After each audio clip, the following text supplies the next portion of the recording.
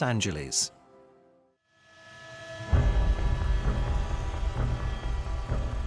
Devastation comes to California. The hillside was on fire, the hillside behind my house. There was boulders and debris that fell off of the canyon that was on fire, that was in the middle of the road where people had to abandon their cars. All right, dude. Yeah, let's get out of here. Residents flee for their lives. There's nothing we can do now, bro. We had everything, like the sentimental things. Like, my mom passed away. I had only a few things of hers left. All the stuff that's here is replaceable. People are not. So having the family is the most important thing. Homes are destroyed on an unprecedented scale. People would normally be driving up and down here with surfboards on top of their cars, ready to enjoy a day at the beach. But right now, it just looks like some sort of apocalypse. Firefighters struggle to hold back the flames. All 29 fire departments in our county are not prepared for this type of widespread disaster. But how did it happen? And why did the fires spread so quickly?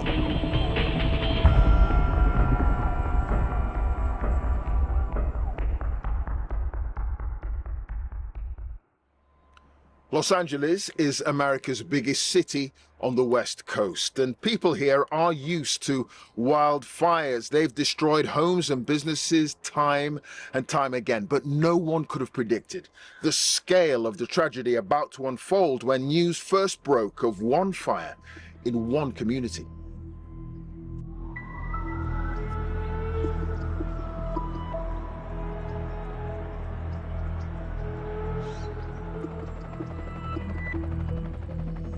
You can see they are dropping water. There you go. You can see it happen right there. And there are some hand crews on the ground. Would you mind talking to us for a second? Okay, what's your name? Charles. Charles, have you been evacuated from the area or No, not yet? Not yet. And we have seen that before. So nothing new to us for the last 32 years that I've been here.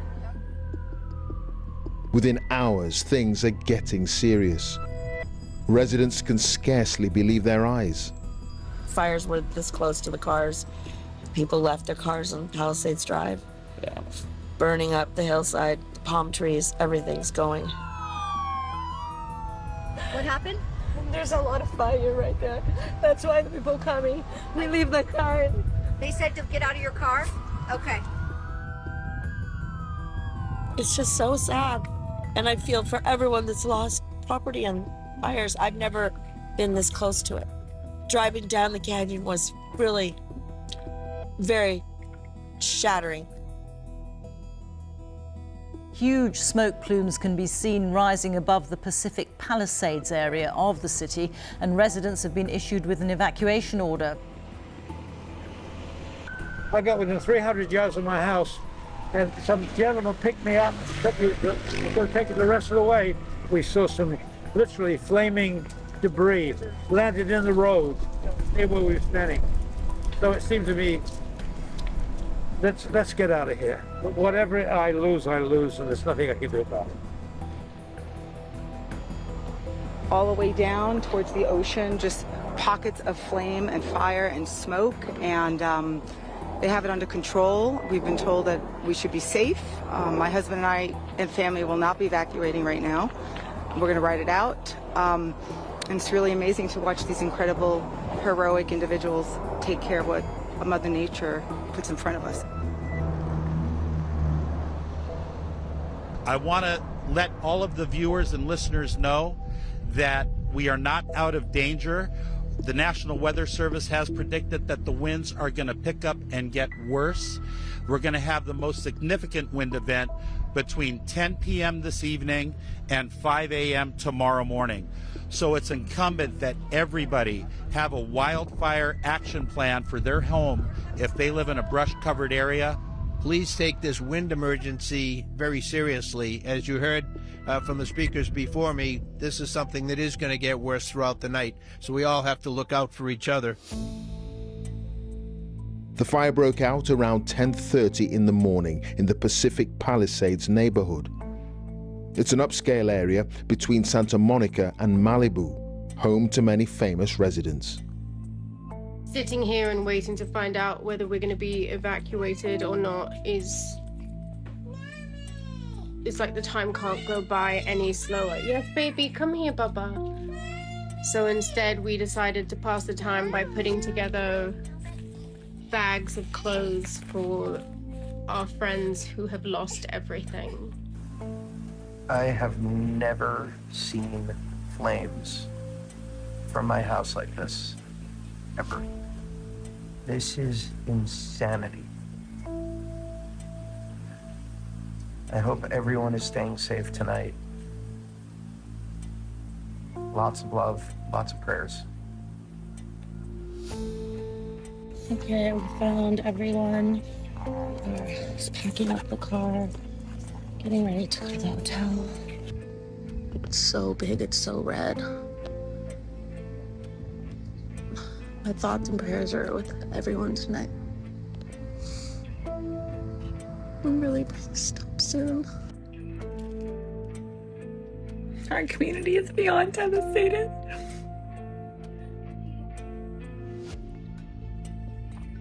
We are all pulling together.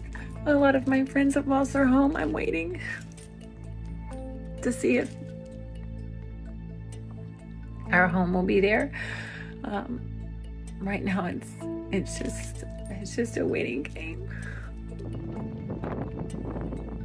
Among the buildings threatened, the world-famous Getty Museum with 44,000 artifacts.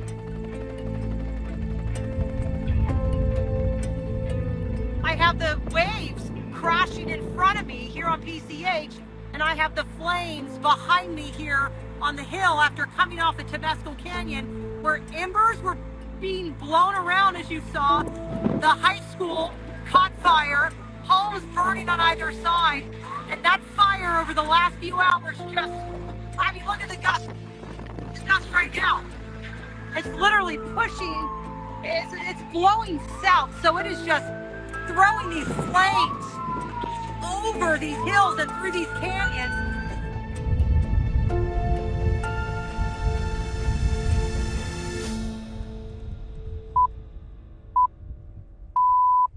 The headlines. 30,000 people have been ordered to evacuate their homes because of a wildfire which is tearing through wealthy suburbs of Los Angeles. It's like a ghost town. Everybody's abandoned this place, as you can imagine, and the fires are still smouldering. People would normally be driving up and down here with surfboards on top of their cars, ready to enjoy a day at the beach, but right now it just looks like some sort of apocalypse. There's not enough structure protection in here to really try and save all of these homes. It's really going to be a struggle. This is heartbreaking. I feel for these people, and it's just sad to watch all these homes go up. This was just a little antique shop, pizza place. These places have been here forever, ever since I've been alive. I really thought my shop was gone. It's still here right now. I don't know if it'll make it or not. There's a lot of people who don't have insurance or fire insurance. I know that's difficult in this area, especially if you're in the fire zone, and I feel horrible for them. I tell you, I've been here 47 years. I grew up on this block. I saw the other altitude fires, and it was nothing like this. Nothing like this. My son left the house before us on foot. He doesn't have a cell phone or anything like that, so I'm searching for him now. I'm looking for him. We got a phone call from a neighbor saying that our house was on fire, and we knew that there were no fire trucks in the area, so we thought we would come up and see if we could get in the area. Well, I keep going from not crying to now starting to cry again, because I know a lot of these people and they've lost everything, so it's pretty surreal to see all this. 5 minutes ago, I was sitting in the car by myself, and tears just came over my face. So, and my entire history is in the house. We did take all of our family pictures and a few valuable paintings out last night, so, you know, all the stuff that's here is replaceable. People are not, so. Very lucky. So having the family is the most important thing.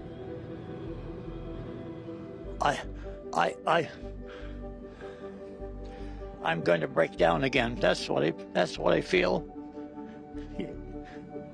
It's my whole life. Everything was in there. So lost everything.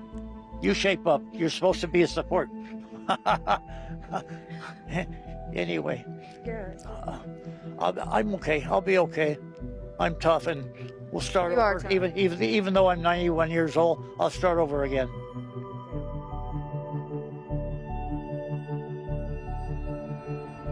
The fire continues to grow with 0% containment. All 29 fire departments in our county are not prepared for this type of widespread disaster. The difference with this is that we've had these huge 50 to 80 mile an hour winds, and it's still windy.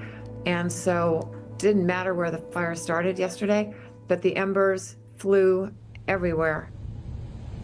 You're walking around room to room looking for what you cannot part with. Maybe it's a photograph, maybe it's a necklace that my wife remembers her mom giving her. And everything else you're saying, I can't take you with me, I may never see you again. I mean, it's that part you can't get over. That's just tough, really hard. We're here at the heart of the Pacific Palisades, in a neighborhood that is a total loss. You've got a home here, I'm gonna flip over here. Another home lost. When we go over this way, homes down this street gone. This one completely leveled. The firefighters here, they're not trying to save these structures. They're trying to prevent these flames from jumping to other neighborhoods. You see all these embers. In some cases, they're being carried more than a mile in advance of these source flames, lighting other homes on fire. Let's go back to Emma Vardy now. And Emma, this area is no stranger to wildfires, but nothing could have prepared them for this. What makes this so different is that there are so many fires burning at once, and they're burning so close to residential areas. Now, emergency crews on the ground have admitted they just don't have enough people to deal with this developing situation, and some of those fires are still growing in size.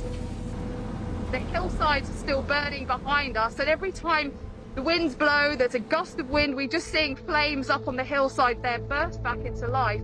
A reminder of how unpredictable this fire is and how much the winds have been driving it and making life so difficult. We have also been hearing about some serious injuries to residents who did not evacuate their homes, choosing to stay behind for various reasons to try and protect their homes, or simply leaving it too late. So emergency services are continuing to warn people to take evacuation orders very seriously, because this is a day like Los Angeles has not seen before, and it's not even close to being over yet.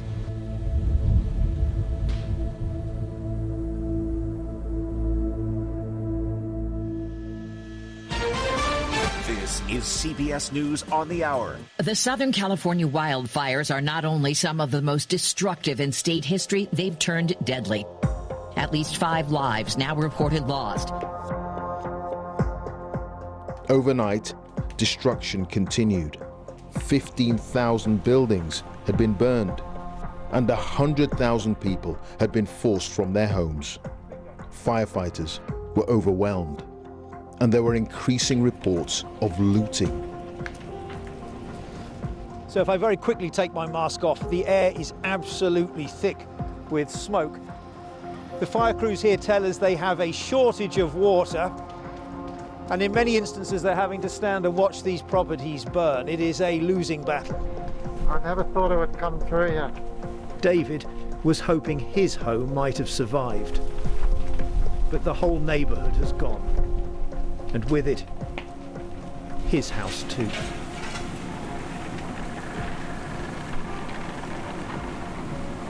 I would have thought I'd be seeing more planes flying over with water. I mean, there appears to be just 2. I mean, in California, are there not like 20 or 30 of them that they could have got you already?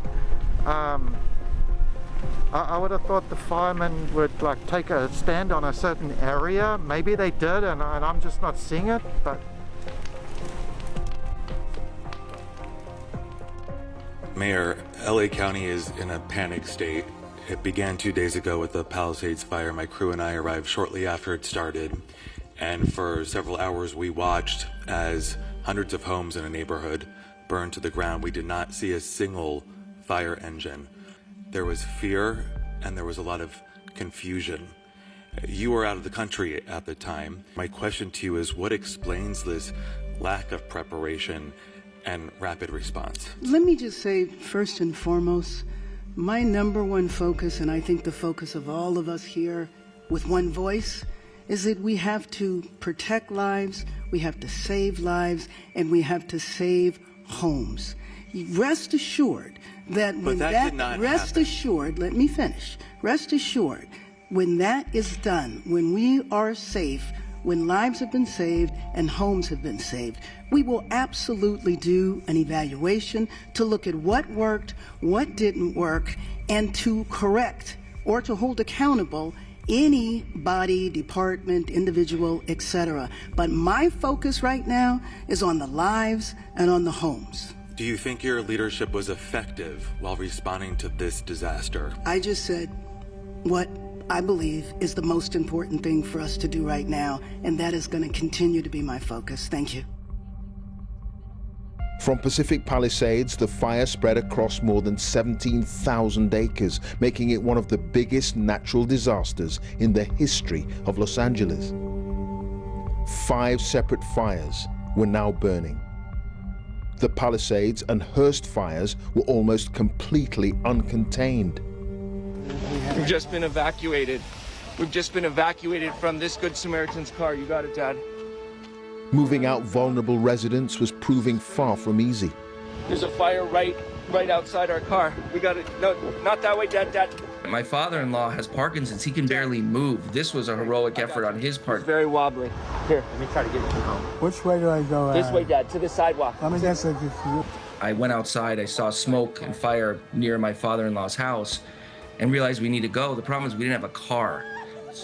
I ran up and down the street where he was, Glen Haven, finally found a neighbor who was willing to swing by and pick us up. Most people had already gone at that point. And at that point, I grabbed his medicine. That's the only thing I could think to grab. Turn around, Dad, we got this. And at that point, we jumped in his car. This guy, Jeff, neighbor we'd never met before, but, you know, salt of the earth, saved our lives. As we're driving down, there's fires on both sides of the car. We're driving, we're suddenly seeing fires, you could feel the heat, and then the fires were getting closer and closer. And at that point, just being stuck there, surrounded by fire, the policemen started running up the street, "Get out of the car, get out of the car."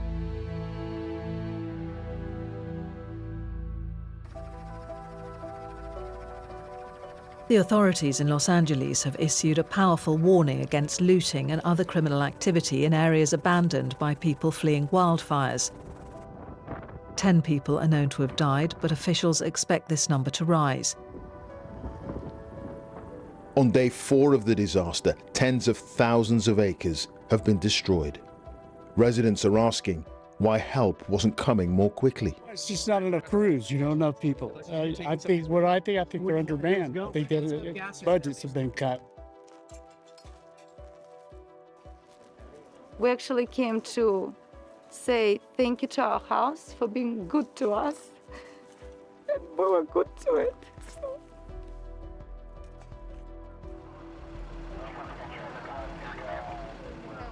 Despite days of hard work, it's up here in the hills where the fires are still raging. And with the winds picking up once again, there's real fears about its spread. And they're facing an uphill battle to try to contain it. Well, as thousands of firefighters continue that battle to get this crisis under control, this is what it leaves in its wake. The suburb of Altadena sits at the foot of a mountain range over which the unusually strong winds for this time of year, the Santa Ana winds they call them, poured in on Tuesday night. And it's that really lies at the heart of this disaster. The Santa Ana winds have had 2 effects. Once you get the fire going, well, it's already started, but the Santa Ana winds add in extra dry air. That sucks out all the moisture that's already there in the plants, so it dries them out quicker, so it's actually adding more fuel, and then the speed helps the spread.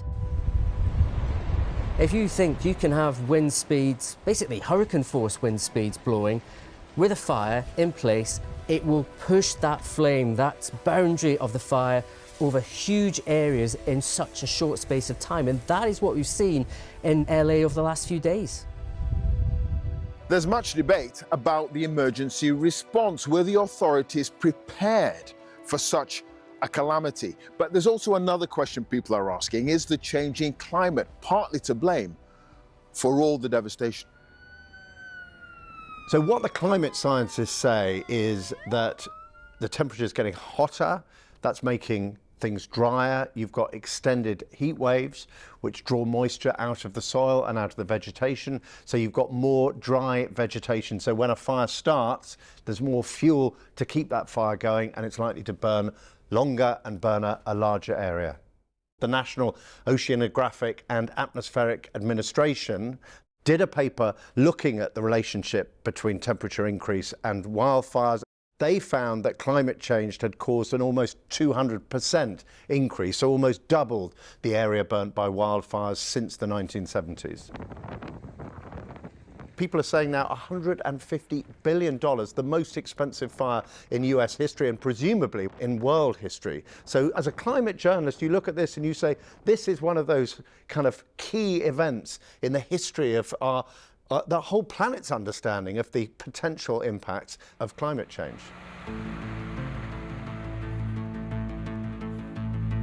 It wasn't just the wind and flames the emergency crews were battling. There was the risk of looting. So the authorities introduced curfews. If you violate the curfew, you will be arrested and then you will be prosecuted by the district attorney's office. Looting is a despicable crime. For the people who've already been arrested, please know that this is not going to end well. You will be punished to the full extent of the law, and I'm sending this warning message out again. If you want to go ahead and take advantage of people who have tragically suffered enormous losses in this county, the district attorney's office, working with law enforcement, will make sure you are arrested, you are prosecuted, and you are maximally punished.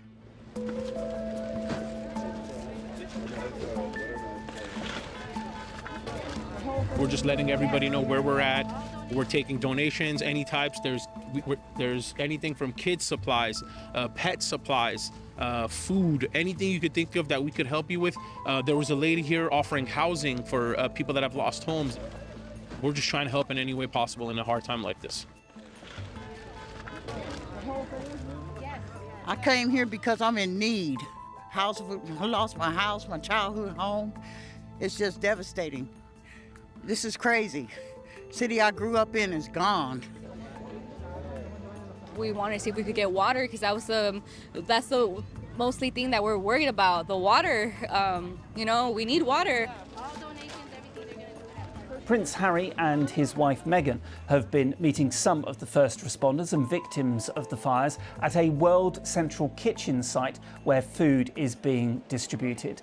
The couple spoke and, as you see, hugged some of the people who'd been affected by the Eaton fire. It's believed that they'd already contributed clothing, children's items and other essential supplies.